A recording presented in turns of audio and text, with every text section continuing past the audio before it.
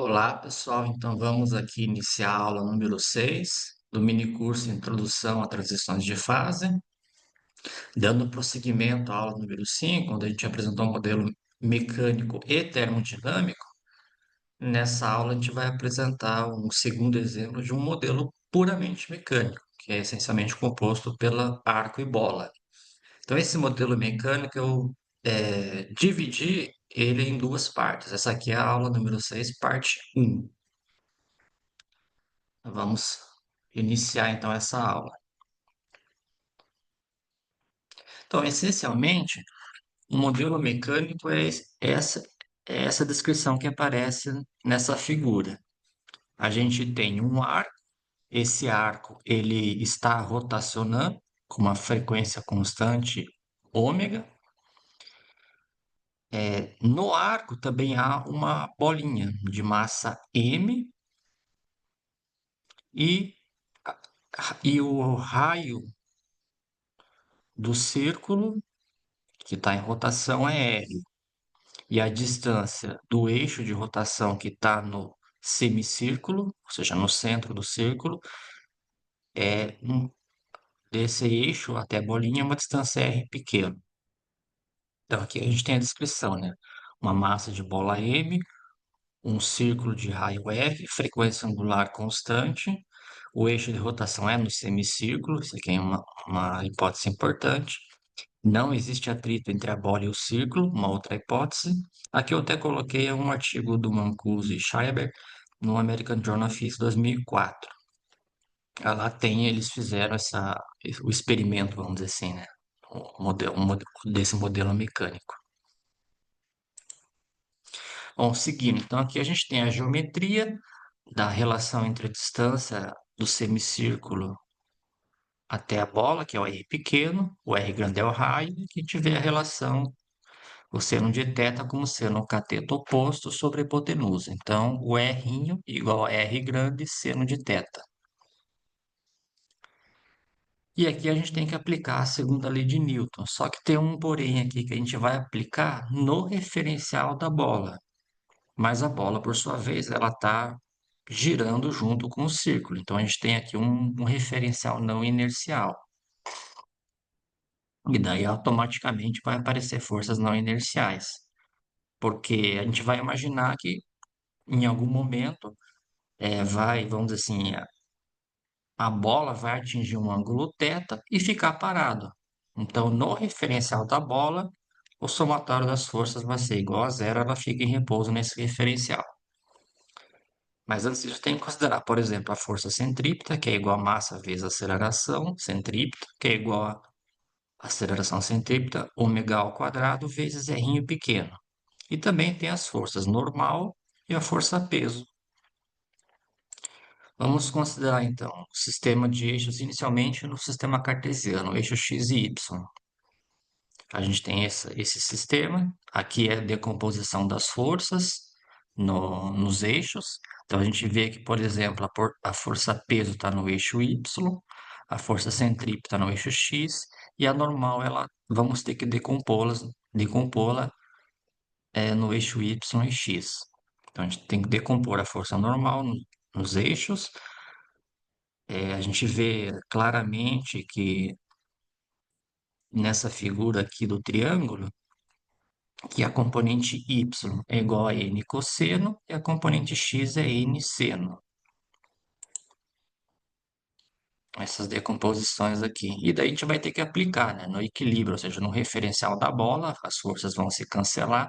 Então aparece uma força inercial que é menos a centrípeta e a normal x. Então, aplicando no eixo x, normal x menos a força centrípeta.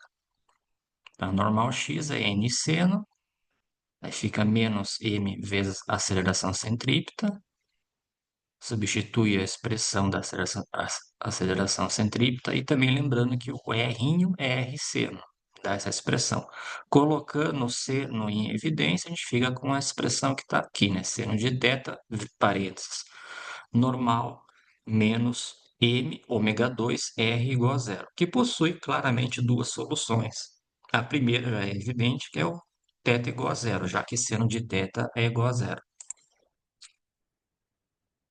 E a segunda solução é quando você atinge um ângulo diferente de zero, e daí você força essa segunda relação a ser igual a zero, ou seja, normal igual a m ômega 2 ao quadrado, que é o ômega ao quadrado vezes r. Ou seja, a primeira solução, quando o ângulo é igual a zero, a bola fica essencialmente parada no meio. É a solução trivial. Ou seja, o círculo vai rotacionar, mas a bola fica ali paradinha no centro. E a outra solução não trivial é quando atingimos um ângulo θ diferente de zero. Por exemplo, aplicando a lei de força no eixo y, a gente tem que o normal de y menos o peso igual a zero. A normal de y é n cosseno. E aí você tem a relação n cosseno igual a mg. E aí precisamos resolver o seguinte sistema de equações, que é a normal igual a m ômega 2r, n cosseno de θ igual a mg. Claramente, a gente pode substituir a expressão da força normal da primeira equação na segunda. Fazendo isso e cancelando as massas, a gente obtém uma expressão para o ângulo θ, ou seja, o cosseno desse ângulo ele tem que ser igual a g dividido por ômega 2r. E também notando, né, que, por exemplo, se a gente toma o limite de altíssimas frequências, por exemplo, ômega tendendo a infinito, a gente tem que o limite de ômega tendendo a infinito da expressão cosseno de θ acaba sendo igual a zero. Isso significa que o θ ele vai tender a 90 graus, ou π sobre 2 radianos. Aqui eu coloquei o gráfico da função cosseno. Tive cosseno de zero igual a 1, cosseno de 90 igual a zero, e cosseno de π é menos 1. Então, são as expressões, né, que coloquei e cosseno de 45 a raiz de 2 sobre 2. Mas, ou seja, existe um limite, que quando a frequência é muito grande, a tendência é do ângulo ir para 90 graus. Ou seja, a gente tem essas duas situações. Nesse modelo mecânico, o ângulo ele vai ficar restrito. Por exemplo, na situação, a bola pode ficar parada no centro, de um ângulo θ igual a zero, ou ficar entre zero e π sobre 2. E no caso, quando a frequência tende ao infinito, ela vai fazer um ângulo de 90 graus. É o caso extremo, né?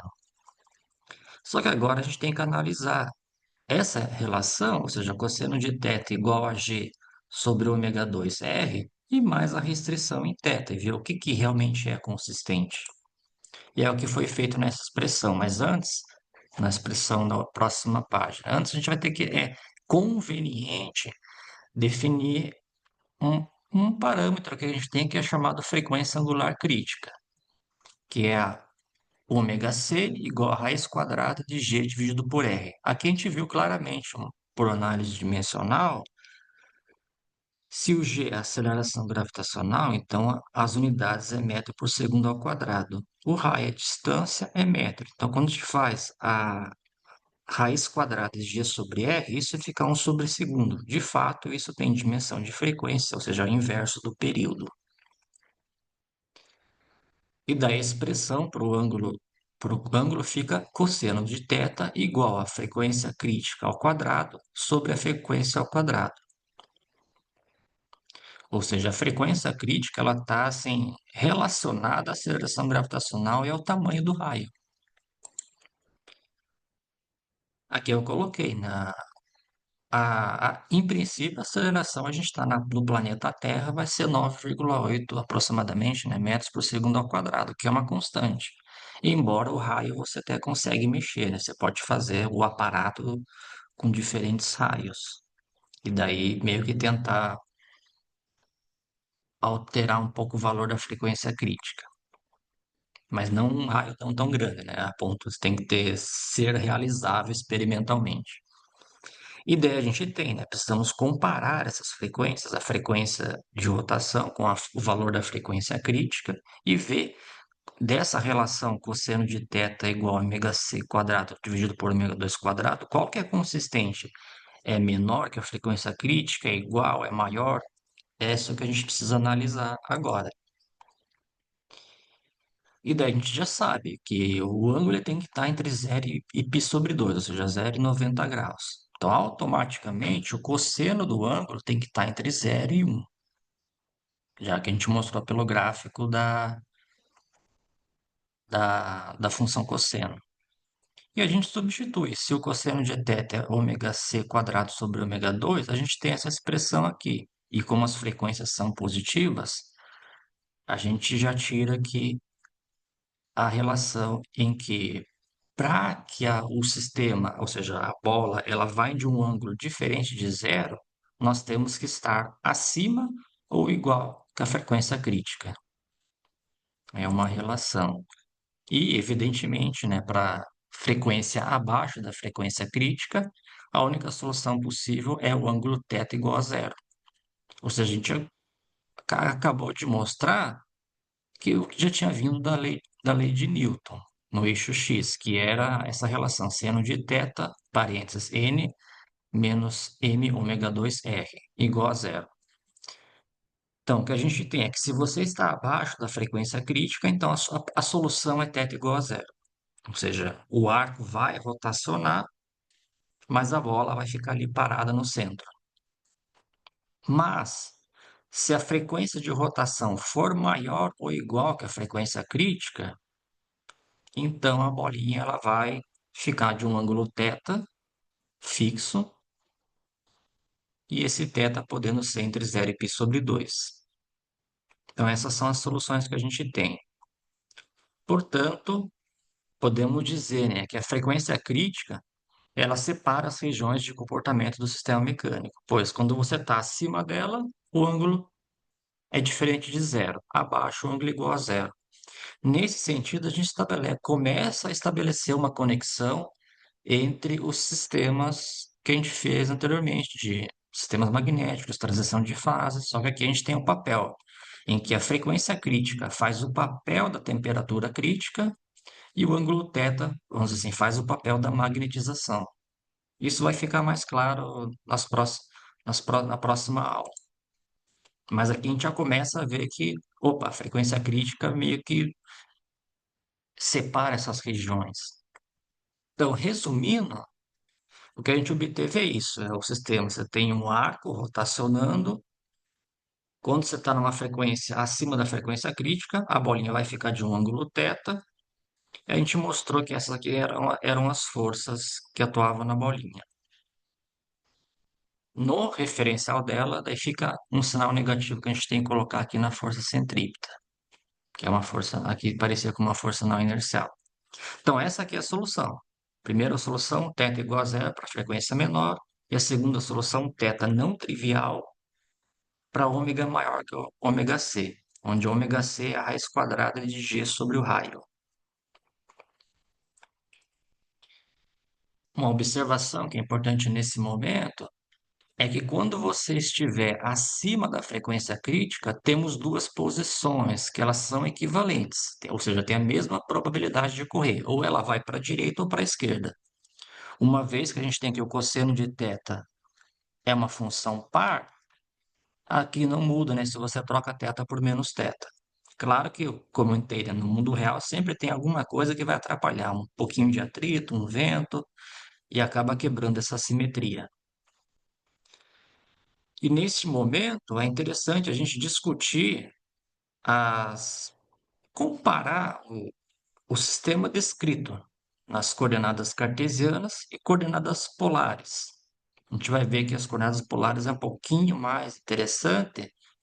A gente vai obter as mesmas conclusões, mas com as coordenadas polares a gente vai mais para frente definir o conceito de potencial e daí fazer a analogia com os sistemas magnéticos e transições de fase. Inicialmente eu resolvi no sistema cartesiano que era mais simples, mais rápido. Agora vamos lá para as coordenadas polares. Então, essencialmente, a gente tem as coordenadas cartesianas ou retangulares, um ponto P descrito pela componente x e a componente y, que são as projeções nas retas paralelas aos eixos x e y. Ou você pode descrever esse ponto com o r e o θ. estabelecendo essa relação aqui, né? O x é r cosseno, y é r seno. Daí o que interessa é o raio, ou seja, a distância da origem, quer dizer, da origem até o ponto P, e o ângulo θ que faz entre o eixo x e o raio. E vamos solucionar o problema decompondo as forças nas direções radial, polar ou tangencial. Essencialmente, a gente tem isso que está na figura, né? A gente tem o círculo rotacionando, o eixo radial ele aponta na direção do raio, e o tangencial é a reta tangente ao círculo. E aí a gente tem, né, que recordando como que era nas coordenadas cartesianas. Nas coordenadas cartesianas, a gente tinha a força centrípeta no eixo x, a força peso no eixo y, e a gente só precisava decompor a força normal, que daí a gente ia na normal componente x, normal componente y. Neste outro caso, das coordenadas polares é um pouquinho diferente. A gente precisa decompor, quer dizer, a força normal já está na direção radial, mas as outras forças, a centrípeta e o peso, a gente tem que fazer as devidas decomposições da componente tangencial, θ e radial r. Ou seja, decompor a força centrípeta da componente radial tangencial e a força peso nas suas componentes radial e tangencial também. E aqui na figura a gente descobre os ângulos fazendo semelhança de triângulos. Então a gente tem que esse ângulo aqui é θ, aqui também é θ. Então aqui eu fiz a decomposição primeiro da força-peso. A força-peso, aqui é a parte radial, a parte tangencial. Então a gente tem que a componente tangencial fica mg seno de θ, pelo triângulo que a decomposição das forças fica com esse triângulo aqui. Então, a força-peso na hipotenusa, PR e Pθ. Então, a gente tem que o P componente tangencial é mg seno θ. Por outro lado, P radial é mg cosseno. E aqui fica na soma dos vetores, né? A gente tem que o força-peso decomposta na força-peso radial e peso tangencial. Aqui a gente observa que a componente P na direção radial, ela está no sentido positivo, está bem claro aqui, mas a força tangencial está no sentido oposto, né? A tangencial vai para cima e essa aqui vai para baixo. Θ vai para baixo. Então tem que depois considerar esse sinal na lei de força. E a centrípeta, aqui eu fiz a mesma coisa. Ao aplicarmos a segunda lei no referencial da bola, não inercial, pois a bola está girando com o círculo, na verdade o que a gente tem é menos a centrípeta, que eu chamei de um F'. Então esse F' que eu vou decompor aqui. A gente tem o F' apontando para a direita, e daí na lei de forças tem esse aqui, né? Tem que o F' é tangencial e o radial. Daí por esse triângulo que a gente tem, o F' radial é F'C seno de θ. E o F' tangencial é o F cosseno. E a gente chama esse F de R como sendo F e F de θ como sendo as forças resultantes radial e tangencial.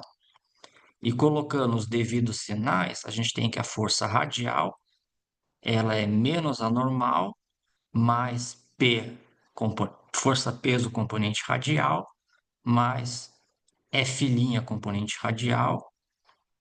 E aqui, a resultante da força tangencial fica o F'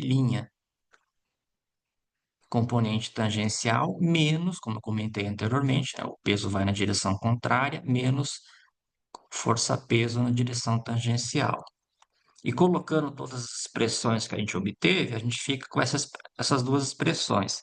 A resultante é menos normal, mais mg cosseno, mais F' seno de θ, e o F de θ é igual a F' C vezes cosseno de θ menos mg seno de θ.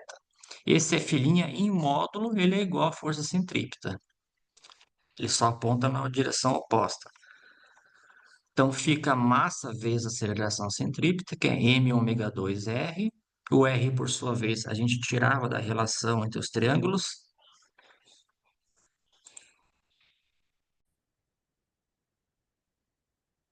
Desculpe, tive um parar por um tempinho. Então, voltando, a gente tinha que esse F' de C em módulo é igual ao F de C, que é igual a massa vezes aceleração, m ômega 2 r. O r pequeno a gente tirava e era como sendo como r seno de θ. Então, a gente tem que o F' é m ômega ao quadrado r seno de θ. Substituindo essas expressões, no fundo a gente obtém a força resultante é menos n mg cosseno mais m ômega 2 r seno ao quadrado. E a força tangencial, ela fica m ômega 2 r seno cosseno menos mg seno de θ.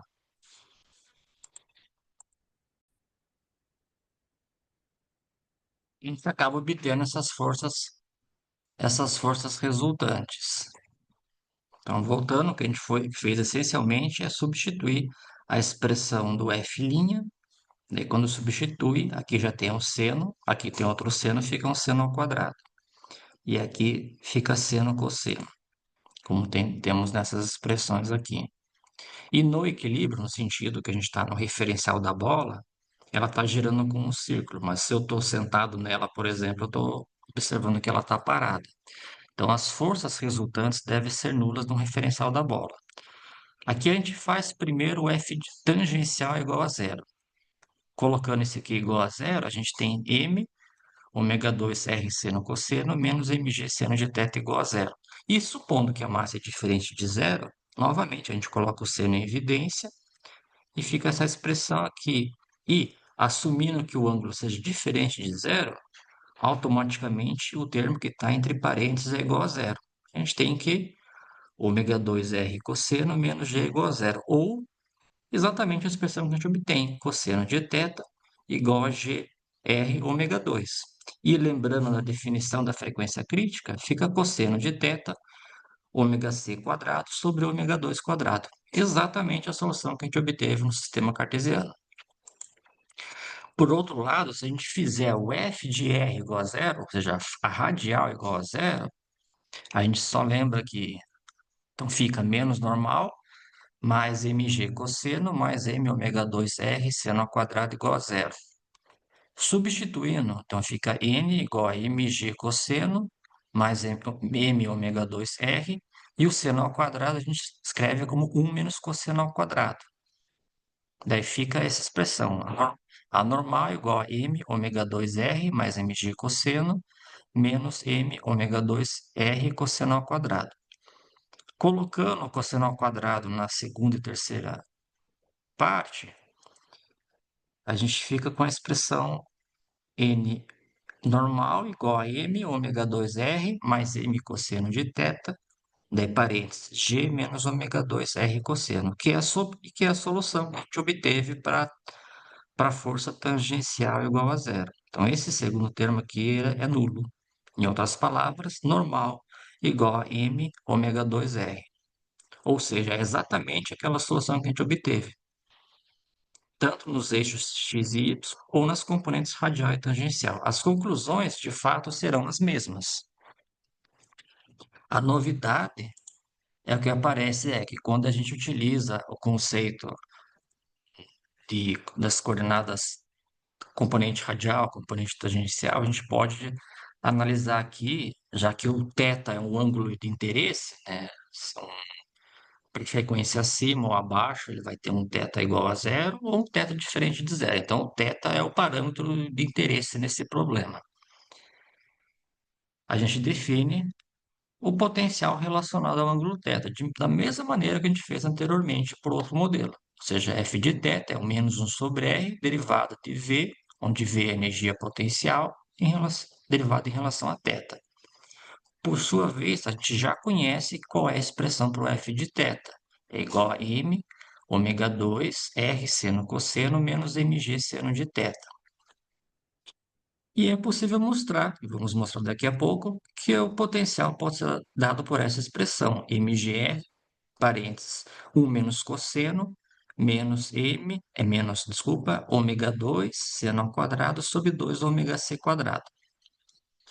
Aqui eu coloquei uma observação que aquela velha história, né? Toda vez que a gente está definindo o potencial, a gente pode defini-lo a menos de uma constante. Então, eu coloquei essa constante MGR justamente para que no ângulo θ igual a zero, o potencial seja nulo, que daí fica cosseno de zero é um, então o primeiro termo cancela e seno de zero é igual a zero. É só uma escolha. Então, vamos calcular, né? Vamos mostrar que, de fato, a gente calculando as derivadas do potencial, a gente obtém aquela expressão para força. Calculando a derivada do potencial, que é a derivada dessa expressão aqui, né? A derivada da soma é a soma das derivadas. Daí fica a derivada de mgr, que é igual a zero, uma vez que mgr é uma constante. A derivada do cosseno é menos seno, como eu coloquei aqui. E teremos a derivada do seno ao quadrado, que é 2 seno cosseno. Substituindo isso, a gente fica que a derivada em relação a θ é mgr seno θ menos ômega 2 seno cosseno mgr sobre ômega c ao quadrado. E aqui recordando a definição, né? O ômega c ao quadrado é g sobre r. Então, 1 sobre ômega c quadrado é r sobre g. De modo que a derivada do potencial em relação a θ fica o mesmo termo, mgr seno θ, e aqui fica menos m ômega 2 r ao quadrado, que aparece quando você elimina a frequência crítica, seno cosseno. E simplesmente multiplicando pelo fator menos 1 sobre r, a gente obtém f de θ igual a menos mg seno θ mais m ômega 2 r seno cosseno, que é exatamente a expressão que a gente tinha para a segunda lei de Newton, componente tangencial. Ou seja, verificamos que aquela expressão para o potencial, que é essa daqui, de fato o potencial correto, vamos dizer assim, para obter a força que a gente já conhecia. E por que que é importante, né? A gente ter a expressão para o potencial, a gente vai explorar de maneira muito análoga ao que a gente fez na aula passada, a conexão com as transições de fase, que é a que a gente vai fazer na próxima aula. Mas, assim, para finalizar, né? Por que utilizar esse sistema? Porque, primeiro, o ângulo θ é o ângulo de interesse, né? O seu parâmetro que aparece de importância nesse sistema. Então, a gente vai analisar o potencial em relação a θ, verificar quais ângulos são estáveis para frequência abaixo da frequência crítica, frequência acima. Aqui a gente já tem uma noção, resolvendo o sistema cartesiano, que é abaixo da frequência crítica, θ igual a zero. Acima ou igual, θ diferente de zero. Mas vamos mostrar isso através da análise de potencial. E depois fazer uma analogia, por exemplo, com sistemas magnéticos. A gente pode.